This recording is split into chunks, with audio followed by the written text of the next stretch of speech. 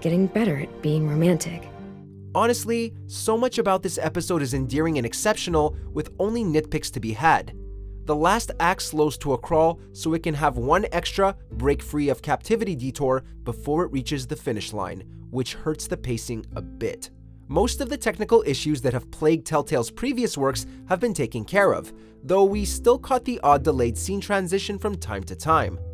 It might have been nice to have Lily factor into the episode's overall plot just a bit sooner. Which twin are you going to be?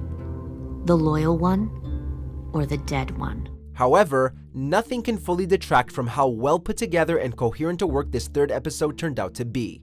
Yes, there's cause to be concerned about labor practices and treatment of employees, but there's also a case to be made for celebrating those who put their time and passion into something truly great.